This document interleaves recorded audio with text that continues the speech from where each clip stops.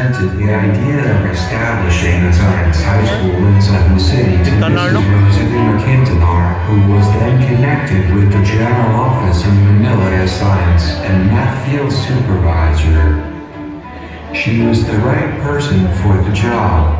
A woman of fine taste, a persuasive communicator, and a determined, visionary leader, she was committed to getting the job done.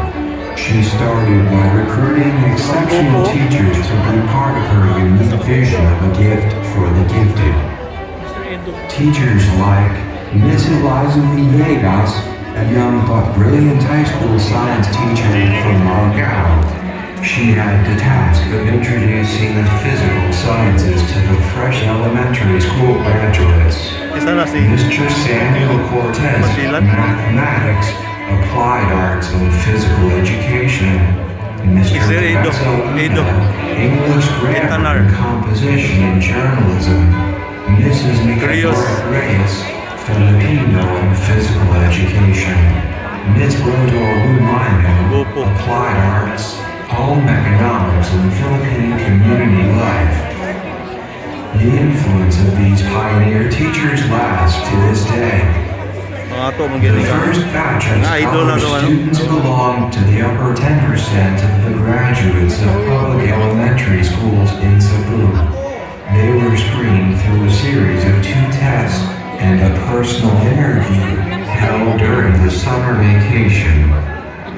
Out of the 800 who took the exams, the number was cut down to 150 until finally only 64 were chosen to be the pioneer batch of the new Cebu City Science High School.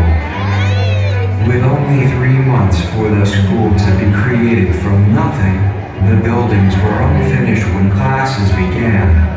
The site was a muddy and unkept cornfield.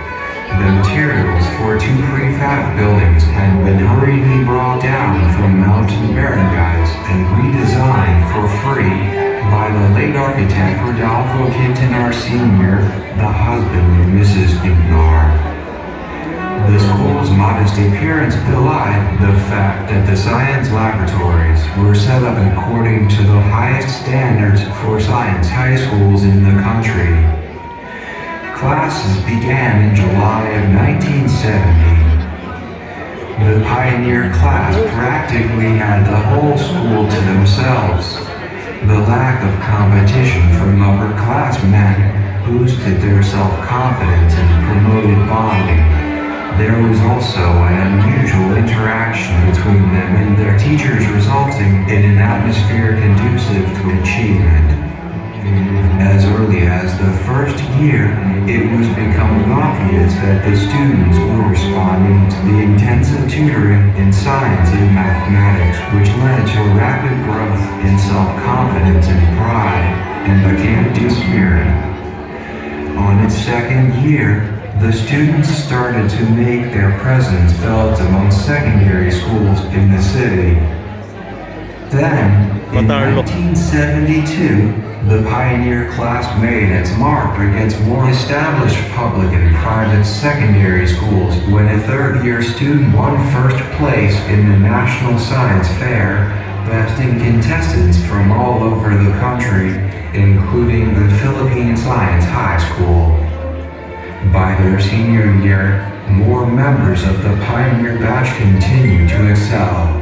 Displaying their dominance on the regional level, they topped both the science quizzes and fairs in the various disciplines they joined.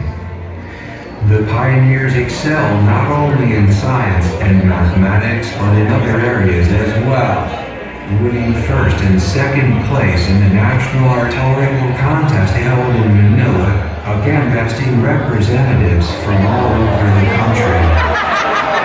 Participating for the first time without the benefit of a school band, the senior cadets of the Citizens Army training won third place in the regional tactical inspection competition. By the time they graduated, the pioneer batch of students and teachers had blazed a trail and set the standards for subsequent batches to follow. They garnered local, regional, and national just 4 years. But they were not done yet. As a final extraordinary gesture, the graduates garnered the highest average in individual scores for schools outside Manila in the first National College Entrance Examination, the NCE. Despite the sorry state of the school's infrastructure, the pioneer class brought the school much needed honor, prestige, recognition, and ultimately, the respect of everyone who initially doubted the viability of the Cebu City Science High School experiment. People finally took notice of the obscure school in Laban. And the rest, as they say, is history.